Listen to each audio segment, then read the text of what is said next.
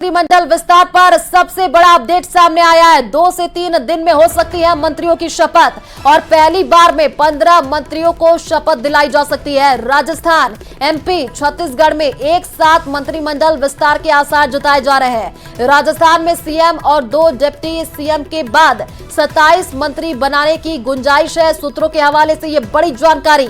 पहले चरण में 15 विधायकों को मंत्री बनाया जा सकता है और ज्यादातर युवाओं को मौका दिया जा सकता है। तो ये बड़ी जानकारी आपको दे रहे हैं मंत्रिमंडल विस्तार को लेकर के सबसे बड़ी अपडेट। 2 से 3 दिन में मंत्रिमंडल विस्तार हो सकता है और देखिए पहली बार में 15 मंत्रियों को शपथ दिलाई जा सकती है।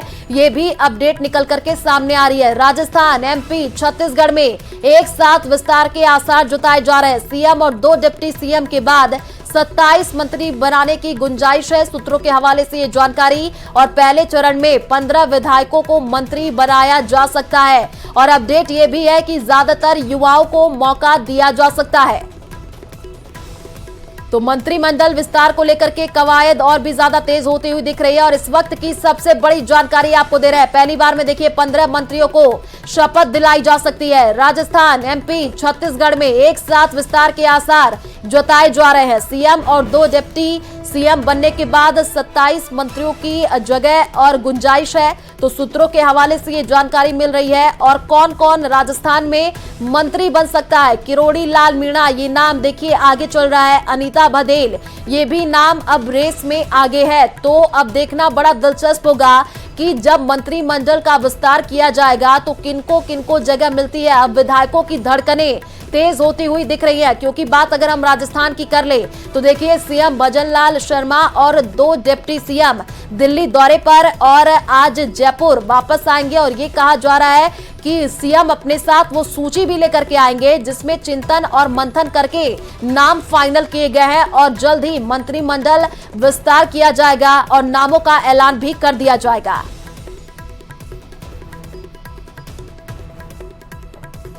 तो जोगेश्वर गर्ग ये मंत्री बन सकते हैं और कई बड़े नाम सामने आ रहे हैं। तो बड़ी जानकारी, बीजेपी के वरिष्ठ विधायक कालीचरण सराफ को प्रोटेम स्पीकर बनाया गया है। अब सवाल उठता है कि बीजेपी के दूसरे सीनियर विधायकों का क्या होगा।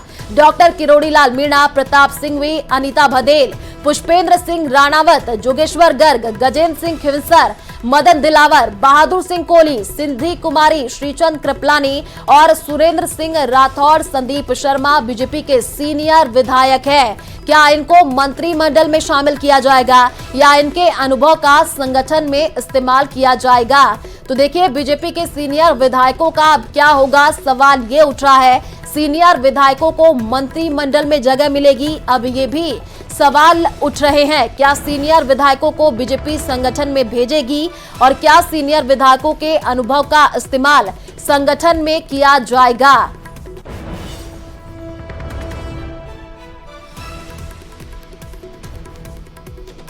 तो जो सीनियर विधायक है अब उनको कौन सी जिम्मेदारी मिलेगी, इस पर संशय बरकरार है। और अब देखिए लोगों के जहन में यही सवाल उठ रहा है कि बीजेपी के अब सीनियर विधायकों का क्या होगा, उनको कौन सी जगह मिलती है, सीनियर विधायकों को मंत्रिमंडल में जगह मिलेगी या नहीं, इस पर भी अब सवाल उठ रहे हैं। तो बड़ी जानकारी एक और आपको दे दें, जैसलमेर से बड़ी खबर सामने आ रही है।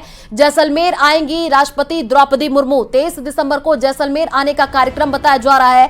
पोखरण में फायरिंग अभ्यास के दौरान मौजूद रहने वाली हैं राष्ट्रपति और राष्ट्रपति द्रौपदी मुर्मू अब जब पहुंचेंगी तो देखिए तैयारियों को लेकर के अब प्रशासन पूरी तरीके से अलर्ट हो चुका है। कलेक्टर और एसपी ने तैयारियों की मॉनिटरिंग अभी से ही शुरू कर दी है।